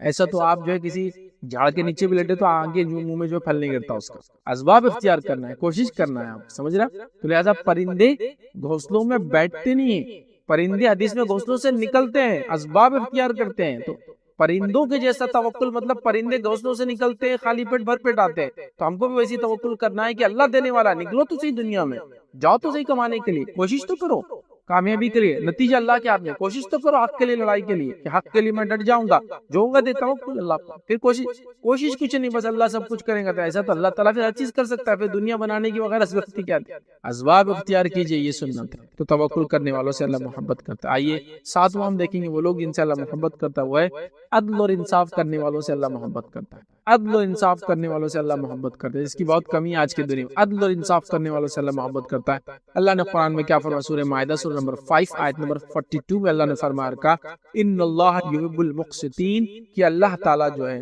یقیناً بے شک اللہ عدل کرنے والوں سے محبت رکھتا ہے. ٹھیک ہے، اللہ عدل کرنے والوں سے. عدل اور انصاف کامنلی اردو میں یوز ہوتا ہے، لیکن عدل کرنے والوں سے مقسطین کہا، جو عدل کرتے ہیں، انصاف قائم کر دے. یاد رکھیے یہ بہت اہم چیز ہے. یہ بہت اہم چیز ہے، یاد رکھیے. ٹھیک ہے، تو انصاف کرنا بڑی اہم چیز ہے، یاد رکھیے. اور انصاف کرنے کے تعلق سے یا ایک منصف بادشاہ، انصاف کرنے والے بادشاہ کے بارے میں نبی اکرم صلی اللہ علیہ وسلم نے کیا فرمایا؟ آپ نے فرمایا وہ لوگ جو 7 لوگ عرش کے سائے کے نیچے ہوں گے روز قیامت، جس روز دوسرا کوئی سایہ نہ ہوگا، اس میں سے یاد رکھیے وہ 7 لوگوں میں ایک وہ ہے ایسا بادشاہ، یاد رکھیے، جو عدل اور انصاف کرتا تھا، یا ایسا حکمراں جو عدل اور انصاف کرتا تھا، وہ سائے میں گا. تو عدل اور انصاف ضروری ہے. آج ہمارے پاس عدل اور انصاف کی شدید کمی ہوگی. شدید سمجھتے نا، ایکسٹریم کمی ہوگی عدل اور انصاف. ہم بچوں میں انصاف نہیں کرتے ہیں، ہم بیویوں میں انصاف نہیں کرتے ہیں، ہم گھر والوں میں انصاف نہیں کرتے، ہم پڑوسی میں انصاف نہیں کرتے، اپنا خاندان والا سامنے آ گیا تو سامنے والے سے انصاف نہیں کرتے. ہو رہا ہے نہیں ہو رہا ہے؟ دیکھیے اب یہ ہو رہا ہے. بھائی میرا بھائی غلط کیسے ہو سکتا؟ تو ناانصافی. تو ناانصافی دنیا میں بھر چکی ہے، اور جب ناانصافی دنیا میں ہوتی ہے نا، یاد رکھے، تو پھر قتل و غارت بھی، خون خرابے، جنگیں اور تمام فتنے فساد ہوتے ہیں. انصاف بڑا اہم ہے. زمین پہ جب بھی ظلم ہوگا اور انصاف کے خلاف کام ہوگا، یاد رکھیے، تو نتیجہ یہ ہوگا زمین جو ہے شر سے، فتنوں سے، فساد سے بھرنے والی. تو انصاف بڑی اہم چیز ہے. تو ہم لوگ چھوٹے سے لے کر بڑے لیول تک انصاف کرنے والے بنے. یاد رکھیے عرش کے سائے میں ایک انسان ہوگا، حکمراں ہوگا جو عدل اور انصاف کرتا تھا. اسی طرح ایک روایت میں آتی ہے، انس بن مالک رضی اللہ عنہ فرماتے اور کہتے ہیں، اور یہ سلسلۃ الحدیث صحیحہ کی روایت ہے، اور حدیث کے الفاظ اس طرح سے کہ ایک آدمی نبی اکرم صلی اللہ علیہ وسلم کے پاس بیٹھا ہوا تھا. اس کے پاس اس کا بیٹا آیا، اس نے اسے بوسہ لیا اور اس کو اپنے گود میں بٹھا لیا. اور بعد میں اس کی بیٹی آئی، اس نے اس کو بوسہ نہیں لیا، اسے اپنے ساتھ بٹھا لیا لیکن اس کو بوسہ نہیں لیا. نبی اکرم صلی اللہ علیہ وسلم نے فرمایا اس کے درمیان انصاف کیوں نہیں کیا؟ یعنی بیٹے کو بوسہ لیا تو بیٹی کو بھی بوسہ لیتا. یہاں یہ بھی پتہ چل گیا بیٹا اور بیٹی میں فرق نہیں کرنا چاہیے، اس اعتبار سے کہ کوئی ایک افضل ہے اور ایک مفضول ہے. دونوں اللہ کی نعمتیں ہیں، دونوں اللہ کے نزدیک برابر ہیں، دونوں اللہ کی دین ہے جو انسان کو اللہ دیتا ہے. یاد رکھیے، ٹھیک ہے. تو یہاں ہمارے پاس بیٹوں کا کریز ہوتا ہے ایک تو، اور کریز کے ساتھ ساتھ فری مسئلہ ہوتا ہے کہ بیٹیوں کو بڑا حقیر سمجھا جاتا ہے. یہ غلط بات ہے، ٹھیک ہے. تو بہرحال تو نبی اکرم صلی اللہ علیہ وسلم نے بیٹے کو بوسہ دے کر گود میں بٹھا اور بیٹی کو صرف بٹھا لیا. تو آپ نے کہا کہ تو انصاف کر. تو پتہ چلا بچوں میں انصاف، محبت میں انصاف، جتنا ہو سکتا، کمپلیٹ نہیں ہو سکتا، ٹھیک ہے، لیکن انصاف ظاہری طور سے بیٹے کو بوسہ لیتا بیٹی کو بھی لیتا. بیویوں میں انصاف یا بیوی کے ساتھ انصاف، ایسا نہیں کہ بیوی اور بہن آ گئی تو بہن اکثر ہوں گی، بیوی ظالمہ ہوں گی، یا بیوی اور ماں آ گئی تو پھر بیوی اکثر ہوں گی، ماں نہیں ہوگی، یا ماں اور بیوی. سب کے ساتھ انصاف کا معاملہ رکھیے، چھوٹے سے لے کر بڑے تک، یہاں تک کہ آپ ایک عام انسان گھر کے ذمہ دار سے لے کر قوم اور ملت کے رہنما اور حکمراں کیوں نہ بن جائے، انصاف کا معاملہ ہر بار ہوگا. اور اللہ رب العزت ایسے لوگوں کو پسند کرتا ہے جو اس کی زمین پر عدل قائم کرتے، انصاف کرتے. یاد رکھیے، اور چھوٹے چھوٹے معاملے سے لے کر بڑے بڑے معاملے تک آج ہم ناانصافی کو اختیار کرتے ہیں. ایسا نہ کریں کیونکہ اللہ تعالیٰ ظالم لوگوں کو پسند نہیں کرتا. آئیے جو پوائنٹ ہم دیکھیں گے آج، اللہ جن لوگوں سے محبت کرتا ہے وہ کون ہوں گا؟ یاد رکھیے وہ ہے اتباع رسول کرنے والوں سے اللہ محبت کرتا ہے. مطلب جو نبی اکرم صلی اللہ علیہ وسلم کے طریقے پر چلتے اللہ ان سے محبت کرتا ہے. یاد رکھیے. اور اللہ رب العزت نے قرآن میں سورہ آل عمران سورہ نمبر 3 آیت نمبر جو 31 میں فرمایا کہا، قل ان کنتم تحبون اللہ فاتبعونی یحببکم اللہ ویغفر لکم ذنوبکم واللہ غفور رحیم. جس کا معنی ہے کہ کہہ دیجئے محمد صلی اللہ علیہ وسلم کہ اگر تم اللہ سے محبت کرنے کا دعویٰ کرتے ہو، قل ان کنتم تحبون اللہ فاتبعونی، تو میری اتباع اور میری پیروی کرو، میرے طریقے پہ چلو. فاتبعونی یحببکم اللہ، تو اللہ تم سے محبت کرے گا، ویغفر لکم ذنوبکم، اور تمہارے گناہوں کو معاف کرے گا، واللہ غفور رحیم، اللہ بڑا معاف کرنے اور رحم کرنے والا ہے. تو کہا قل ان کنتم تحبون اللہ، اگر تم چاہتے ہو یا تم دعویٰ کرتے ہو تم اللہ سے محبت کرتے ہو، فاتبعونی، تو میری اتباع کرو تو اللہ کی محبت ملیں گی. تو بغیر نبی اکرم صلی اللہ علیہ وسلم کی اتباع کے کسی کو اللہ کی محبت حاصل نہیں ہو سکتی. یاد رکھیے، چونکہ یہود بھی دعویٰ کر رہے تھے اس زمانے میں کہ اللہ کیا محبوب ہے، نصارہ بھی دعویٰ کر رہے ہیں اللہ کیا محبوب ہے، مشرکین مکہ بھی دعویٰ کر رہے ہیں اللہ رب العزت کے محبوب ہے. اللہ رب العزت فرما رہا ہے کہ اللہ کس سے محبت کرتا ہے؟ نبی کے ذریعے فرمایا قل ان کنتم تحبون اللہ، کہ نبی آپ کہہ دیجئے ان لوگوں سے اگر تم اللہ سے محبت کا دعویٰ کرتے ہو، فاتبعونی، تو میری اتباع کرو، یحببکم اللہ، تو اللہ تم سے محبت کرے گا. تو اللہ ہم سے محبت کرتا ہے اگر ہم نبی اکرم صلی اللہ علیہ وسلم کی اطاعت اور فرمانبرداری کرتے ہیں. اور آج ہمارا معاملہ نبی اکرم صلی اللہ علیہ وسلم کی اطاعت فرمانبرداری کا کیا ہے؟ ہم اپنی دین اور شریعت کے ہر معاملے میں منمانی کرتے ہیں، جو میں چاہوں گا، جیسا میں چاہوں گا، جیسا میرا دل چاہے گا میں ویسا کروں گا. نہیں، یہ نہیں ہوتا. دین کا معاملہ ہے تو جب اللہ پر ایمان کا دعویٰ ہے تو اللہ نے جو شریعت کو نازل کیا، شریعت کو نبی اکرم صلی اللہ علیہ وسلم کے ذریعے ہم کو سمجھایا، ویسے ہی سمجھ کے اس پر عمل کرنا ہے. میں اپنے طریقے سے نماز، روزہ، زکوٰۃ، حج کر کے اللہ کے پاس نیکی تک نہیں پہنچ سکتا. تو نبی اکرم صلی اللہ علیہ وسلم کی اتباع لازم ہے. تو لہٰذا اللہ نے یہ بات تو بالکل بیان کر دی کہ اگر اللہ سے محبت کا کوئی دعویٰ کرتا ہے تو نبی کے طریقے پہ چلے تو اللہ کی محبت حاصل ہوتی. نبی کا طریقہ نہیں تو رب کی محبت بھی نہیں. بات یاد رکھ لی، یہ بات بہت زیادہ آج کے زمانے میں سے جاننا اور سمجھنا ضروری ہے، کیونکہ ہر آدمی یہ کہہ رہا ہے میں اللہ کا محبوب بندہ ہوں، اللہ مجھ سے محبت کرتا ہے، اور نبی کی مخالفت کر رہا ہے. نبی کی مخالفت کرنے والے سے اللہ محبت کبھی کر ہی نہیں سکتا. کسی معاملے میں، چھوٹے چھوٹے معاملے میں اللہ کی نبی کی مخالفت ہم کریں گے صلی اللہ علیہ وسلم، دنیا میں ذلیل اور رسوا ہوں گے، یاد رکھیں، اور آخرت میں یاد رکھیں پریشان ہو جائیں. جنگ احد کا آپ کو واقعہ معلوم ہے، بہت ریپیٹ نہیں کروں گا، بس مختصر بتاؤں گا. نبی اکرم صلی اللہ علیہ وسلم نے ایک گروہ کو بھیجا جو تقریباً 50 تیر انداز صحابہ پر مشتمل تھا، جو احد کے پہاڑ کے بیک سائڈ میں کھڑے تھے، کیونکہ اس کے پیچھے سے راستہ تھا جو آ سکتا تھا، اور صحابہ اس کی یہ طرف تھے، پہاڑ کے سامنے تھے، اور پیچھے سے اگر کوئی آ جائے گا تو دونوں طرف سے اٹیک ہوگا، سامنے سے بھی دشمن، پیچھے سے دشمن. تو آپ نے کھڑا کیا اور یہ کہا کہ اگر پرندے آگے ہمارا گوشت نوچ بھی لے تو تم نیچے نہ اترنا. لیکن ہوا یہ کہ جنگ کے شروعاتی دور میں دشمنوں کے پیر اکھڑ گئے، تو کچھ مسلمانوں کو لگا جو اوپر کھڑے تھے کہ اب اس کا مطلب یہ تھا کہ دشمن کے ہارنے تک، دشمن ہار رہا آپ کو بھاگنا چاہیے، اور وہ اتر کر آ گئے، اور چند لوگ وہاں باقی رہے، شاید 5 7 یا 10 کچھ باقی رہے. نتیجہ یہ ہوا، یاد رکھیے کہ مسلمانوں کو ایک طرح سے جیت جو ہو رہی تھی وہ ایک طرح سے شکست میں تبدیل ہو گئی. ویسے معاملہ اس میں برابری کا رہا، لیکن ایک طرح سے جیت شکست میں تبدیل ہو گئی، صرف ایک بار نہ اتباع چھوڑنے کے نتیجے میں۔ تو لہٰذا نبی اکرم صلی اللہ علیہ وسلم کی اتباع ہم پر لازم اور واجب ہے ہر حال میں یاد رکھیے۔ آئیے آگے بڑھتے ہیں۔ 9 ہم اپنے دیکھتے ہیں وہ کون سے لوگ ہیں 90 آج جو ہم 10 لوگ دیکھ رہے ہیں ان میں سے کہ جن سے اللہ محبت کرتا ہے، یاد رکھیے وہ ہے آپس میں نرم دل رہنے والوں سے اللہ محبت کرتا ہے، آپس میں نرم دل رہنے والوں سے اللہ محبت کرتا ہے۔ آئیے سورہ مائدہ سورہ نمبر 5 آیت نمبر 54 میں اللہ نے فرما رکھا ہے، کیا کہا سنیے، اے لوگوں جو ایمان لائے ہو، تم میں سے جو کوئی اپنے دین سے پھر جائے تو اللہ عنقریب ایسے لوگوں کو لائے گا جو ان سے محبت کرے گا اور وہ اس سے محبت کریں گے۔ اللہ ایسے لوگوں کو اللہ لائیں گا جو اللہ سے محبت کریں گے، اللہ ان سے محبت کریں گا۔ اگر ہم دین سے پھر گئے، یہ بات صحابہ کو کہی جا رہی ہے کہ اگر تم دین پر عمل نہیں کرو گے، نبی اکرم صلی اللہ علیہ وسلم کے ساتھ نہیں دوں گے تو ہم ایک دوسری قوم لائیں گے جس سے اللہ محبت کریں گا اور وہ اللہ سے محبت کریں گے۔ اب صفت کیا ہوں گی ان کی، کیریکٹرسٹکس کیا ہوں گے ان کی، آگے سنیے، مومنوں پر بڑے نرم ہوں گے اور کافروں پر بڑے سخت ہوں گے۔ مومنوں پہ نرم ہوں گے وہ لوگ، یہ ان کی صفت ہوں گی، تو آپس میں نرمی اختیار کرنے والوں سے اللہ میں نے اس لیے کہا محبت کرتا ہے۔ بڑے سخت ہوں گے اور اللہ کے راستے میں جو ہے جہاد کریں گے اور کسی ملامت کرنے والے کی ملامت سے نہیں ڈریں گے۔ یہ اللہ کا فضل ہے اور وہ اسے دیتا ہے جس کو وہ چاہتا ہے۔ اللہ وسعت والا اور سب کچھ جاننے والا ہے۔ تو یہاں دیکھیے اللہ نے فرما دیا کہ اللہ تعالیٰ اس قوم جس سے وہ محبت کرتا ہے اس کی ایک صفت یہ ہے کہ وہ آپس میں نرم ہوتے ہیں، تو لہٰذا آپس میں نرم رہنے والوں سے اللہ محبت کرتا ہے۔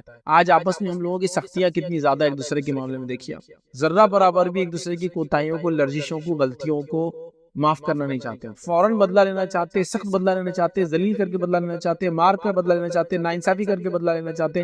معاف بھی تو کر سکتے ہیں نا، تو آپس میں رتی برابر بھی نرمدلی نہیں یاد رکھی، بھائی بھائی میں باقی نہیں ہے، رشتہ داروں میں باقی نہیں ہے، پڑوسیوں میں باقی نہیں ہے، قوم اور ملت میں کوئی نرمی باقی نہیں یاد رکھی۔ ہر آدمی سنگ دل ہوتا چلا جا رہا ہے اور سنگ دلی کے بڑے نقصانات یاد رکھیے اور نرم دلی کے بڑے فائدے ہیں۔ تو سنگ دل ہو جا رہے ہیں تو نرم دل ہونا چاہیے، چونکہ اللہ جس قوم سے محبت کریں گے اللہ فرما رہا ہے اس کی ایک صفت بیان کر رہا ہے وہ نرم دل ہوں گے، تو آپس میں نرم ہونا بڑا ضروری ہے۔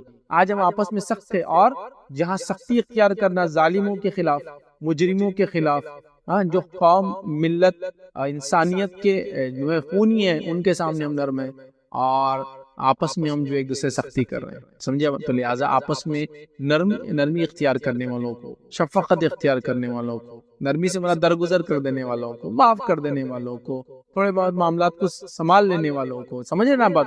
تو لہٰذا ایسے لوگوں کو اللہ محبت، تو آپس میں نرمی ہونا چاہیے، ٹھیک ہے؟ تو یاد رکھیے اللہ محبت کرتا ہے۔ اور آج کا جو ہم آخری پارٹ دیکھیں گے یاد رکھیے، جو 10واں آج ہم دیکھیں گے انشاءاللہ جس پوائنٹ اللہ جن سے محبت کرتا ہے وہ ہے جو فرائض کے علاوہ نوافل کی کثرت کرتے ہیں، اللہ ان سے محبت کرتا ہے۔ ویسے فرائض کرنے والوں سے بھی کرتا ہے، یہ حدیث میں دونوں باتیں ایک ساتھ آ رہی، لیکن ہم چونکہ نوافل دیکھنا چاہ رہے تو اس لیے ہم کریں فرائض کے علاوہ نوافل، فرائض سے بھی نوافل سے بھی، لیکن فرائض کے علاوہ نوافل میں اضافہ کرنا، کثرت کرنے والے سے اللہ محبت کرتا ہے۔ حدیث سنیے، جس شخص نے میرے کسی دوست سے مطلب اللہ کے ولی سے دشمنی کی، میرا اس سے اعلان جنگ ہے، اللہ کے ولیوں سے دشمنی کریں گا اللہ کا اس سے اعلان جنگ ہے۔ پھر آپ نے فرمایا میں نے بندے پر جو چیزیں فرض کی ہیں ان سے زیادہ مجھے کوئی چیز محبوب نہیں ہے، ٹھیک ہے، جس سے وہ میرا قرب حاصل کرے۔ مطلب جو چیزیں اللہ نے انسانوں پر، ہم مسلمانوں پر فرض کی ہے، ان چیزوں سے اللہ تعالیٰ سب سے زیادہ خوش ہوتا ہے اور ان چیزوں کی وجہ سے اللہ کا سب سے زیادہ قرب، نزدیکی حاصل ہوتی ہے۔ تو پتہ چلا فرض کرنے سے فرض سب سے زیادہ پسندیدہ اس لیے اللہ نے ہم پہ فرض کیا ہو، جیسا کہ توحید، نماز، روزہ، زکوٰۃ، حج، یہ فرض یاد ہے، اور فرض بول کر اللہ سے ہم کافی قریب ہو جاتے ہیں۔ یاد رکھیے اللہ قریب رکھتا ہے ایسے لوگ، اللہ محبت کرتا ہے اور قربت حاصل ہوتی ہے فرائض کو ادا کرنے سے۔ لیکن چونکہ نوافل کی بات کی ہم نے، آگے آ رہا ہے، یعنی فرائض کے ذریعے سے میرا قرب حاصل کرنا مجھے سب سے زیادہ پسند ہے، محبوب ہے۔ میرا بندہ نوافل کے ذریعے بھی میرا قرب حاصل کرتا ہے، حتیٰ کہ میں اس سے محبت کرنے لگ جاتا ہوں۔ تو فرائض سے تو میں کرتا ہی ہوں، اللہ فرما رہا ہے محبت، لیکن پھر میرا بندہ جب نوافل کرتا ہے اور نوافل میں اضافہ کرتا ہے تو میں اس سے محبت کرنے لگ جاتا ہوں، یاد رکھیں لگ جاتا ہوں۔ اور جب میں اس کے ذوق عبادت مطلب فرائض کی ادائیگی کے بعد نوافل کے اہتمام کی وجہ سے جو اس کا ذوق عبادت ہے محبت کرتا ہوں، تو اس کے نتیجے میں یہ ہوتا ہے کہ میں اس کا کان بن جاتا ہوں جس سے وہ سنتا ہے، جس کا معنی یہ نہیں کہ اللہ نعوذ باللہ اس کے اندر چلا جاتا ہے، اس کا معنی یہ ہے، یا یہ بھی نہیں ہے کہ اللہ کا حصہ اس میں آ جاتا ہے، نعوذ باللہ نہیں، اس کا معنی ہے کہ اللہ تعالیٰ اس کو وہی چیز سناتا ہے یا بندہ وہی چیز سنتا ہے جو جائز ہے سننا، تو اللہ اس کا کان بن جاتا ہے جس سے سنتا ہے، معنی یہ وہ ہر وہ جائز چیز سنتا ہے جو صحیح ہے، غلط چیزوں کو، حرام چیزوں کو نہیں سنتا۔ پھر اللہ فرماتا ہے اس کی آنکھ بن جاتا ہوں جس سے وہ دیکھتا ہے، مطلب ہر وہ چیز دیکھتا ہے جو اس کا رب اس سے چاہتا ہے. اس کے وہ ہاتھ بن جاتا ہوں جس سے وہ پکڑتا ہے، مطلب ہر وہ چیز بندہ پکڑتا ہے جو جائز ہے، حرام چیزوں کا ہاتھ نہیں لگاتا ہے. اور اس کا پیر بن جاتا ہوں جس سے وہ چلتا ہے. اس کا مطلب یہی کہ ہر وہ جائز کام کرتا ہے، اس کام کی طرف چلتا ہے جو اللہ پسند کرتا ہے، ناجائز حرام کاموں کی طرف نہیں چلتا ہے. پھر فرمایا جس سے چلتا ہے. اگر وہ مجھ سے کسی چیز کا سوال کرتا ہے تو میں اسے ضرور عطا کرتا ہوں. پھر اگر مجھ سے کوئی چیز کا سوال کرتا ہے، دعا کرتا ہے، مانگتا ہے تو میں اس کو دے دیتا ہوں. اور اگر وہ کسی چیز سے پناہ طلب کرتا ہے، دشمن سے، مصیبت سے، مشکل سے، تو میں اس کو پناہ دے دیتا ہوں. اور کسی چیز کو سر انجام دینے سے مجھ سے کوئی تردد نہیں ہوتا سوائے مومن کے نفس قبض کرنے کے. مطلب پھر کوئی چیز مجھے اس معاملے میں روکتی نہیں سوائے اس کے کہ اس کی نفس قبض کرنے کے لیے، کہ وہ موت کو ناپسند کرتا ہے اور مجھے اس کا غم اندوہ ناپسند لگتا ہے. ٹھیک ہے. تو یہاں نبی اکرم صلی اللہ علیہ وسلم نے جو بات بتائی کہ اللہ تعالیٰ کا قرب حاصل کرنا، اس کی محبت حاصل کرنے کا سب سے بڑا ذریعہ فرائض ہے. لیکن چونکہ ہم دیگر عبادتیں دیکھ رہے تھے تو میں نے فرائض کو نہ رکھتے نوافل کی بھی چونکہ فضیلت ہے اس میں.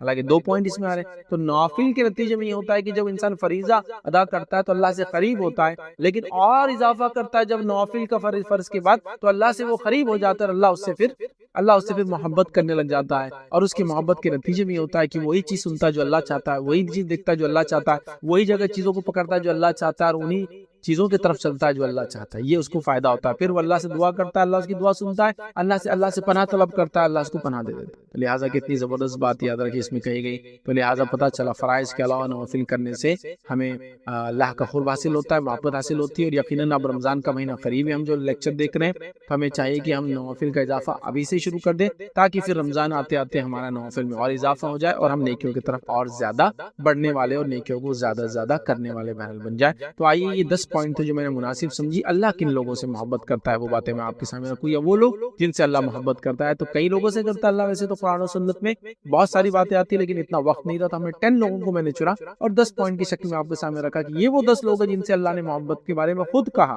ایک تو میں دعویٰ دوں اللہ مجھ سے محبت کرتا ہے، یہ دعویٰ سچ جھوٹ دونوں ہو سکتا ہے، لیکن یہ بات اللہ کی طرف سے آ رہی ہے کہ اللہ کن سے محبت کرتا ہے. اور یہ بات 10 لوگوں کو ہم نے دیکھا تو ہمیں چاہیے کہ ان اعمال کو ہم کرنے کی کوشش کریں اور اپنے نفس کے اندر ان اعمال کو ڈالیں. بہرحال اسی پہ اپنی بات کو ہم ختم کریں گے. اللہ رب العزت سے دعا ہے کہ اللہ سبحانہ تعالیٰ جو کچھ باتیں کہے گی اس پر عمل کرنے کی ہمیں توفیق عطا فرمائے، ہمیں ہر قسم کے گناہ اور معصیت سے بچائے، ہمیں جو اپنا محبوب بندہ بنائے. جب تک ہمیں زندہ رکھے اسلام اور ایمان پر زندہ رکھے، خاتمہ ہمارا ایمان پر ہو. وآخر دعوانا الحمدللہ رب العالمین. سبحان ربک رب العزت عما یصفون وسلام علی المرسلین والحمد للہ رب العالمین.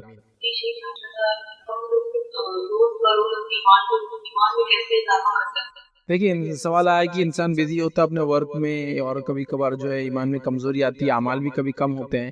تو دیکھیے اللہ کے ذکر سے اپنی زبان کو اگر ہم تر رکھیں گے تو انشاءاللہ سے ایمان بھی تازہ رہے. ٹھیک ہے. جیسے نماز ہم ہمیشہ نہیں پڑھ سکتے، کبھی نوافل کا ٹائم بھی نہیں ملتا، روزہ ہمیشہ نہیں رہ سکتے، صحت ساتھ نہیں دیتی، کبھی حالات نہیں ہوتے. خواتین ہیں تو بہت سارے ایسے ایام ہوتے ہیں جس میں نماز روزہ ہوتا بھی نہیں. یاد رکھیے تو اس میں کیا کرنا ہے، تو آپ اللہ کے ذکر سے اپنی زبان کو تر رکھیے، یاد رکھیے، اس سے ایمان تازہ ہوتے رہتا ہے. دیکھیے رمضان کے اندر ہماری ایمانی کیفیت الگ ہوتی ہے، رمضان کے بعد الگ ہوتی ہے. کیوں ایسا ہوتا ہے؟ رمضان میں کیا چیز ہم زیادہ کرتے ہیں بتائیے؟ اللہ کا ذکر تو زیادہ کرتے ہیں، توبہ کرتے ہیں، استغفار کرتے ہیں، قرآن کو سنتے ہیں، قرآن کو پڑھتے ہیں. تو اللہ کے ذکر کے بڑھنے کی وجہ سے ہماری ایمانی کیفیت بھی بلند ہو جاتی ہے. تو لہٰذا اگر کچھ نہ بھی کر سکے تو ذکر، سبحان اللہ، الحمدللہ، استغفر اللہ، ماشاء اللہ، انشاءاللہ، تبارک اللہ، سلام وغیرہ، مطلب جو چھوٹے چھوٹے اذکار ہے ان کو آپ کنٹینیوس کرتے رہے. اس کے علاوہ بھی ظاہر سی بات ہے آپ نمازوں میں اضافے کا اہتمام، روزے میں اضافے کا اہتمام کریں. لیکن یہ ایک چیز میں بتا سکتا ہوں جو کامنلی ہم کر کے اپنے ایمان کو فریش اور تر و تازہ رکھ سکتے. دوسرا، ایسی مجلس اور ایسے لوگوں میں بیٹھنے کی کوشش کیجیے جہاں جانے سے بھی آپ کا ایمان تر و تازہ ہو جاتا ہے. کہ تو ایسی بہت ساری مجلسیں جہاں جانے سے ایمان میں کمزوری، کٹوتی، گھٹاوٹ جس کو کہتے ہیں، برائی آ جاتی ہے اور ایمان بوجھل ہو جاتا ہے. لیکن کچھ مجلسیں ایسی بھی جن میں جانے سے آپ کا ایمان ریفریش نہیں گا. تو ایسے مجلسوں میں بیٹھے تو اللہ کے ذکر سے زبان کو تر رکھیے، اچھی مجلسوں میں جانے کی بہرحال کوشش کیجیے، جہاں بھی بیٹھے اللہ کو یاد کیجیے اور اچھے عمل کرنے کی کوشش کیجیے. تو میں سمجھتا ہوں ایک ریفریشمنٹ یا بوسٹر یا اسٹیمولس ہم کو ملتا رہے گا. اور بہرحال پھر جب بھی وقت ملے تو اللہ سے قرب حاصل کرنے کے لیے بڑے اعمال جیسے نماز میں نوافل کا اضافہ، تلاوت قرآن ہے اور نفل روزے وغیرہ، تو اس سے اور انسان اللہ کا قرب بھی حاصل کرتا ہے اور انسان کا ایمان بھی تر و تازہ رہتا ہے.